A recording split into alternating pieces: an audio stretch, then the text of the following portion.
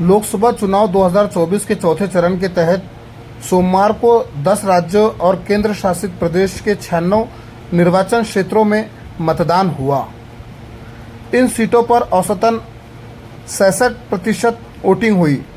96 लोकसभा सीटों में से 17 सीटें तेलंगाना की भी है, जिन पर 64% मतदान हुआ।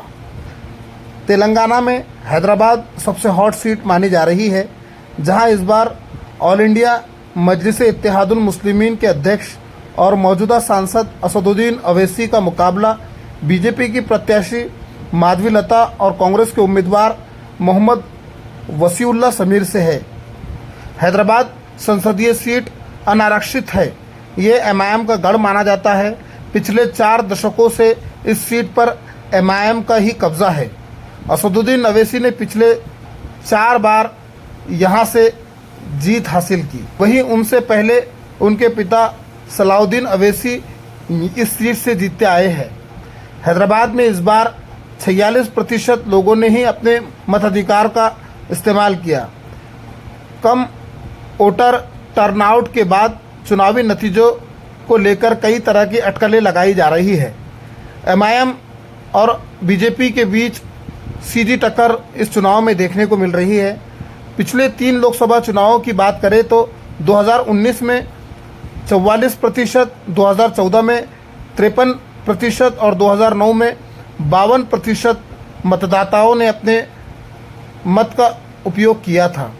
वहीं हैदराबाद के सांसद असदुद्दीन अवैसी के वोट शेयर की बात करें तो पिछले 4 चुनाव में उनका वोट प्रतिशत लगातार बढ़ा है।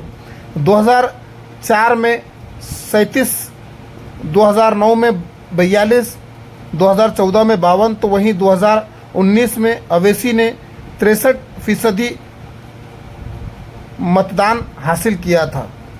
ऐसे में हैदराबाद में असदुद्दीन अवैसी को हराना इतना आसान नहीं है। अवैसी ने इस बार चुनाव प्रचार में आरक्षण और संविधान को प्रमुख मुद्दा बनाया। उन्होंने रैलियों में कहा कि चुनाव जीतने के बाद केंद्र सरकार संविधान में संशोधन करेंगी और अल्पसंख्यकों के आरक्षण छीन लेंगी। वहीं वास्तविक नियंत्रण रेखा LAC पर भारत चीन गतिरोध का जिक्र करते हुए केंद्र सरकार पर झूठ फैलाने का आरोप लगाते हुए उन्होंने कहा कि मैं चुनौती देता हूं कि चीन ने हमारे क्षेत्र पर कब्जा कर लिया है। अवैसी ने आरोप लगाया कि भाजपा उम्मीदवार और भगवा पार्टी हैदराबाद का सांप्रदायिक सौंदर्य और शांति बिगाड़ना चाहती है। बीजेपी ने चुनाव मैदान में इस बार पुराने प्रत्याशी को बदलकर अपने सबसे चर्चित चेहरे माधवी लता को मैदान में उतारा। इस लोकसभा सीट पर हिंदुत्ववादी चेहरे के तौर पर माधवी लता की हर तरफ चर्चा हो रही है। माधवी लता का अवैसी से सीधा मुकाबला है, जो लगातार 5वीं बार हैदराबाद से चुनाव लड़ रहे हैं। माधवी लता के पास 221 करोड़ रुपए की पारिवारिक संपत्ति है, जो उन्होंने तेलंगाना में सबसे अमीर उम्मीदवारों में से एक बनाती है। 49 वर्षीय भाजपा उम्मीदवार सिकंदराबाद में रहती है और वो हाल ही में बीजेपी में शामिल हुई और पहली बार चुनाव लड़ रही है।